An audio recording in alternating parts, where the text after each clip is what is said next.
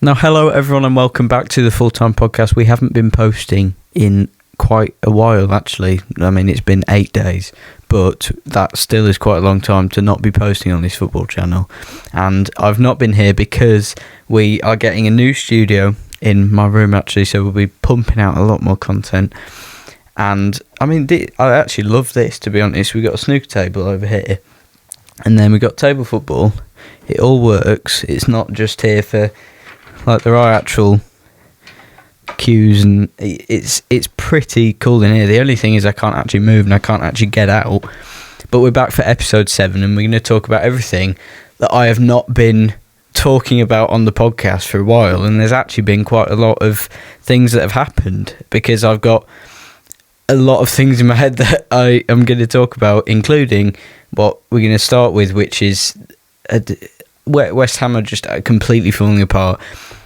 I've got my West Ham shirt on today. I should have just put a normal shirt on today, because we've not had the best last few results. We'd lost 3-0 to Man United, then doubled it and lost 6-0 to Arsenal.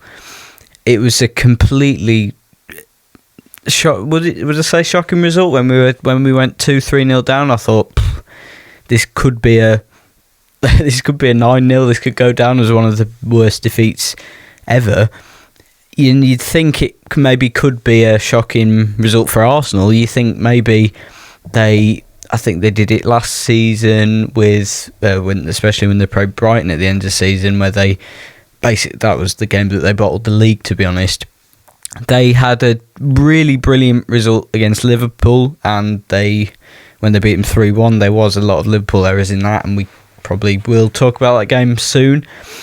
But I think that this could have been a shocking result for Arsenal, because coming off the back of beating Liverpool in that fashion, which was a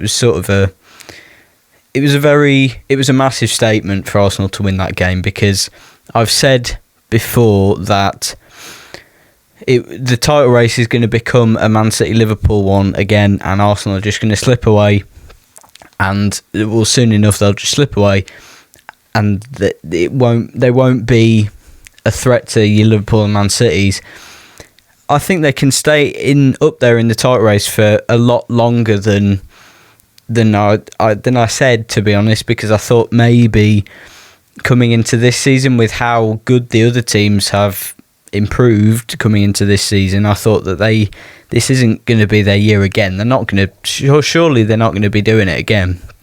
But you look at Arsenal's next, and that's a massive 6 points, don't get me wrong, for those two Liverpool. There's 2 Arsenal games with Liverpool and Arsenal, completely just brushing them over. Their next games, they've got Burnley away, surely 3 points.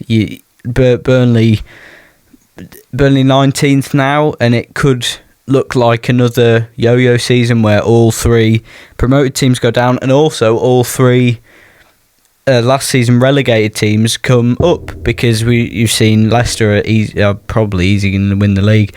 Leeds are second at the moment. They're showing no signs of stopping.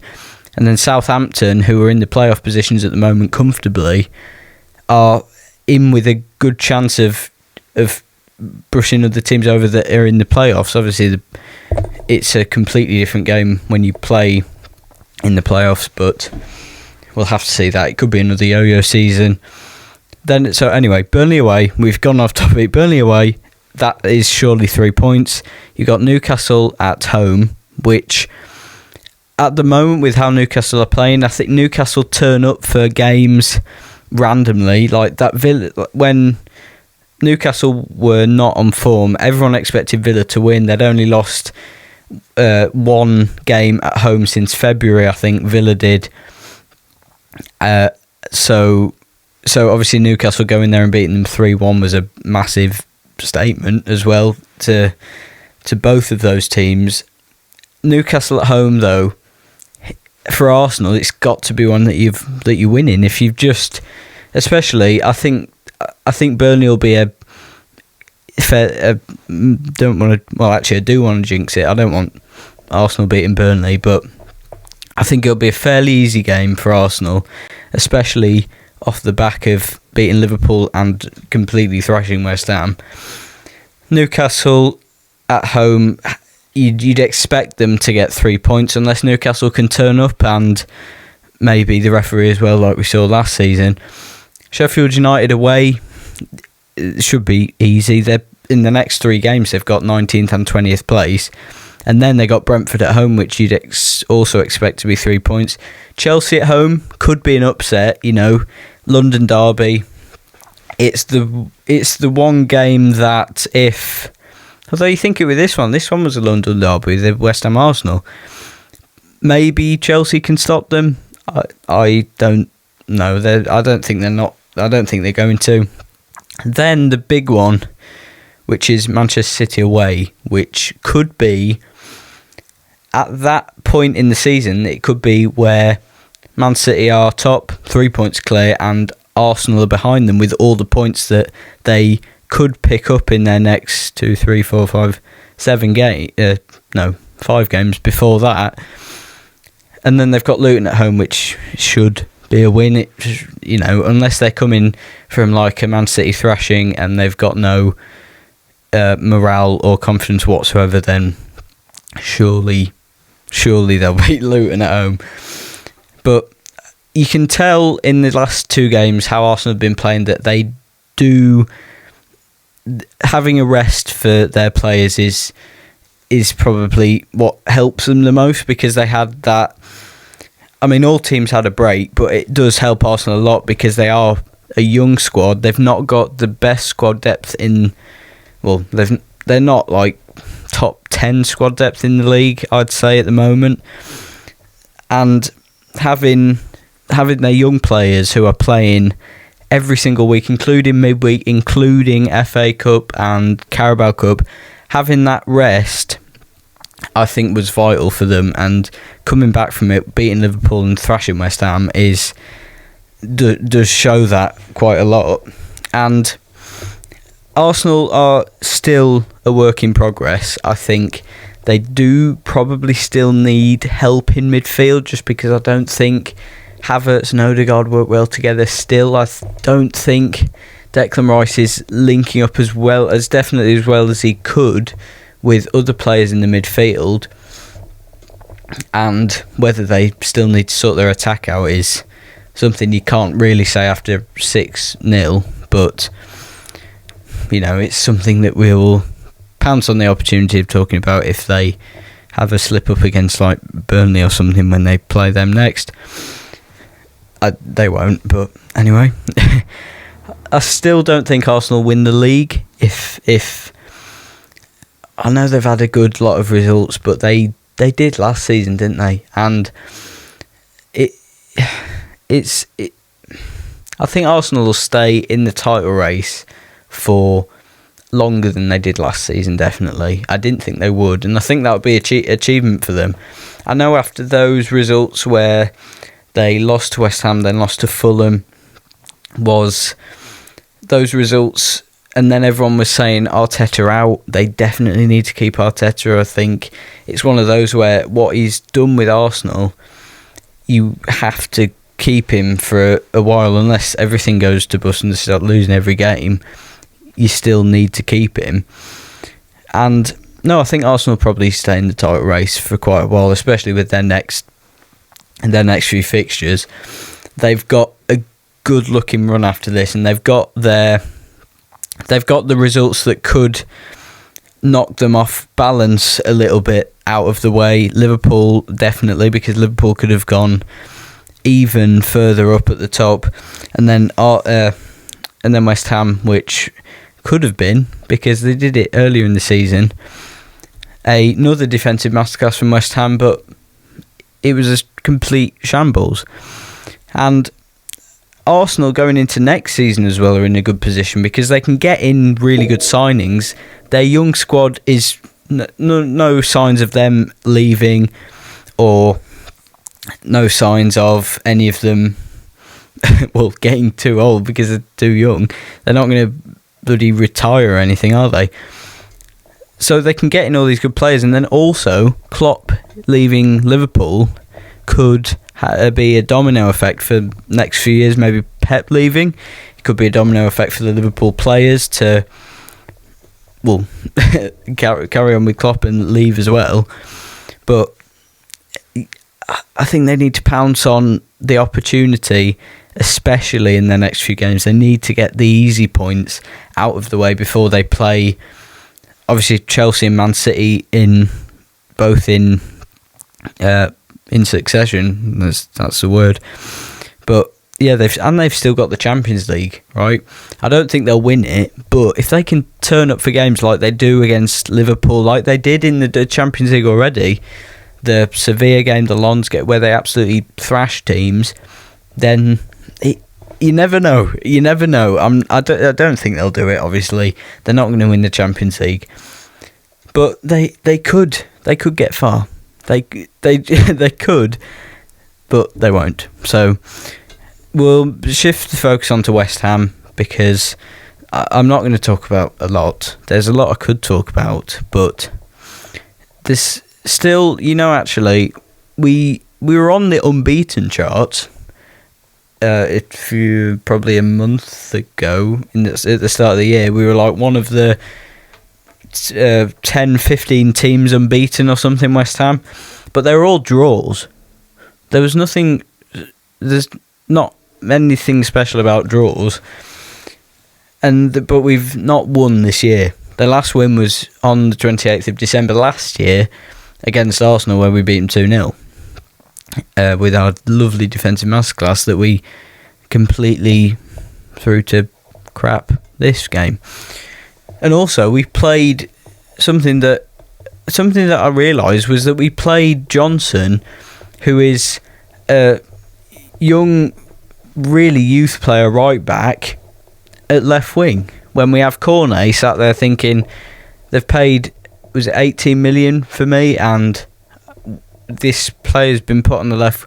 Like, no matter how young or how good Johnson is, you wouldn't put a right back at left wing over someone who you paid 18 million for to go left wing. I have no idea why he's done that, and surely Cornet's thinking, he's getting no game time whatsoever. Why? I don't know why we got him, because he could have been a brilliant player, but he's just not getting the game time. But yeah, we've got a lot to say about this, though. I have no idea why we are introducing a blue card into football. We simply do not need it. It's the blue card, if you don't know about it, if you get a blue card, you get 10 minutes off. If you play Sunday League, it's basically a sin bin. You get 10 minutes off the field, so your team's down to 10 men for 10 minutes. And it's slowly making football contactless, because this is going to... Like, there's a good thing about watching football where people are like going into crunching challenges. I've played Sunday League and someone in my team just tries to break people's legs. And no, that's not good. But a good crunching challenge is like the pinnacle of football. Like, everyone wants to see a crunching challenge. Although being threatened with, like, you've got a yellow card, now a blue card, you got a red card, and it's overcomplicating football. And if you go to like the pub or something with your mates after a game, and there was a challenge that's the referee gave a yellow card to, you instead of just saying, oh, either yellow or not, or yellow or red, it's going to be like, was it worth a blue card, or was it yellow? Can it be not? It's going to make it so complicated. And I think the best thing to do, if you're wanting to change the rules of punishing people for fouls or something, just make the referees better. Because with the best league in the world, well, I don't know. I need to think that through. We have been the best league in the world for a while, the Premier League, and our referees are probably the worst in the world, because there are so many decisions that they completely fumble. Especially the one that everyone goes back to is the Spurs Liverpool one, the Luis Diaz goal. I forgot the player then. The Luis Diaz goal where it was definitely onside, and they were having a complete, when the audio was released, it was complete chaos over the mics of who was talking. Just simply make the referees better. You don't need a blue card for it. And also, if you're one of the people who if you enjoy football and you enjoy watching like brilliant football games, you should not be wanting this blue card. I've not seen anyone who wants the blue card yet.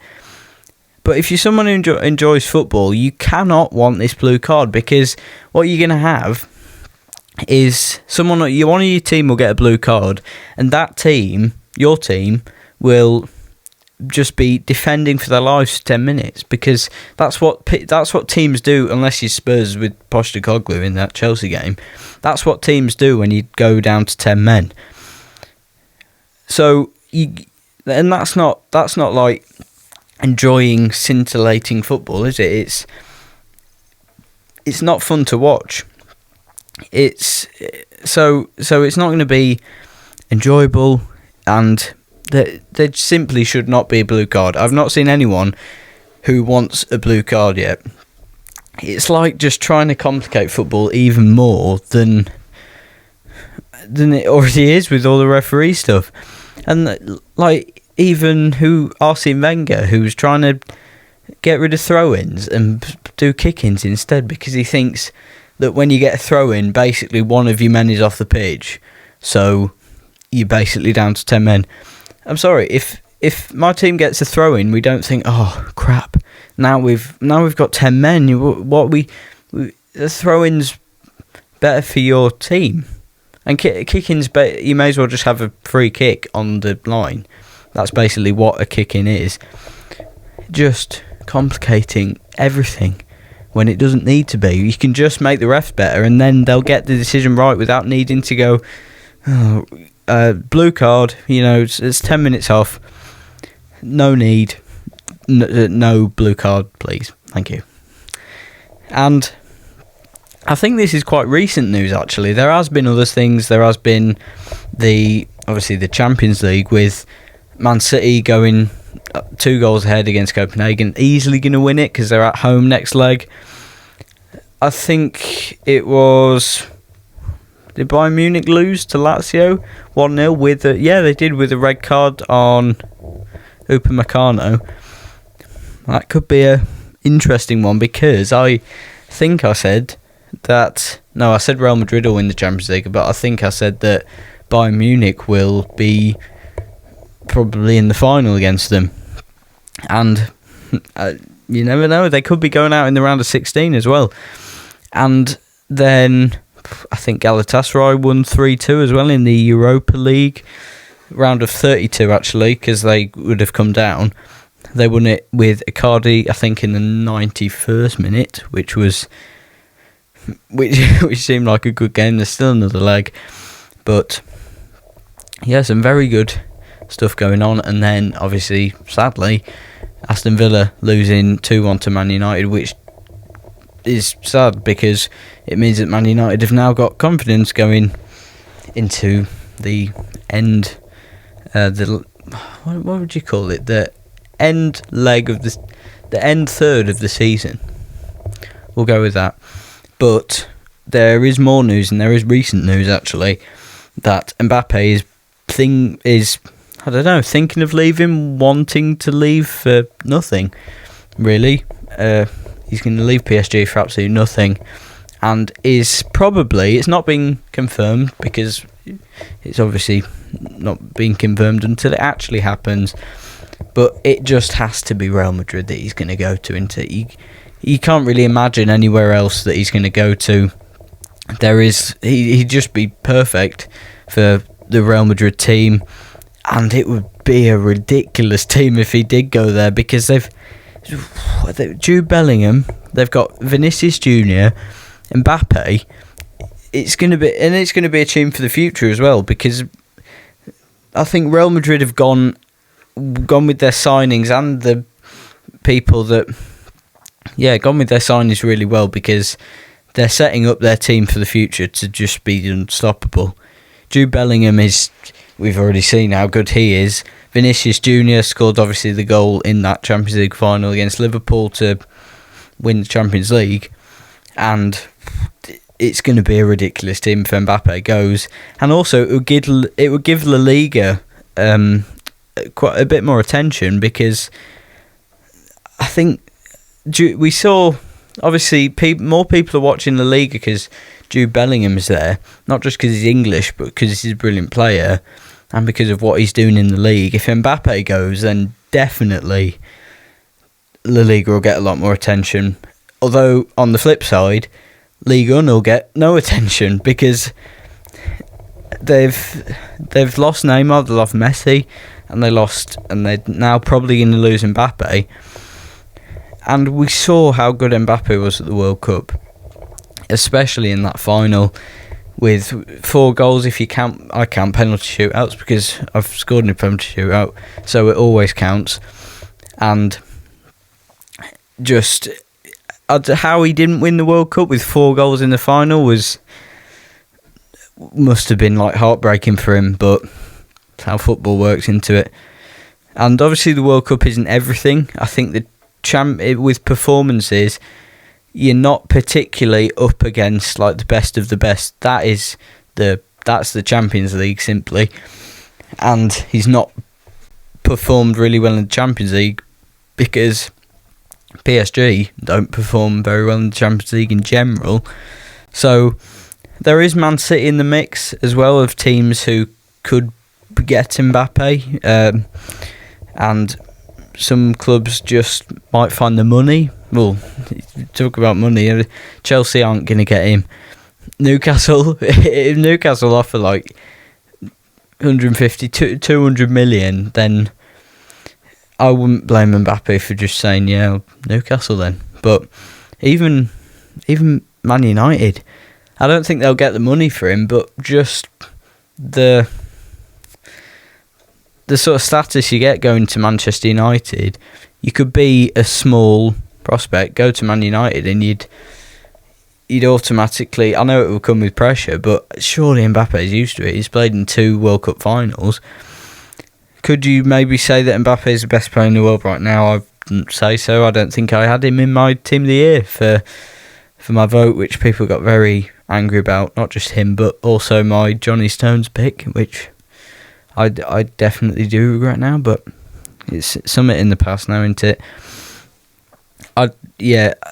You can't just solely say he's the best player in the world because of what he's done at the World Cup, because Pogba scored a goal in the World Cup final as well. Pogba was one of the players of the tournament at the World Cup in 2018 as well, but he's not. You didn't say he's one of the best players in the world then.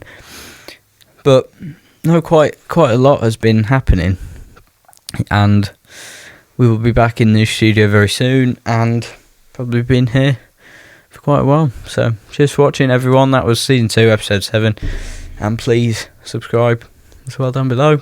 We've just hit 1k, so thank you very much, everyone that subscribed, to be honest, and I'll see you in the next video. Goodbye.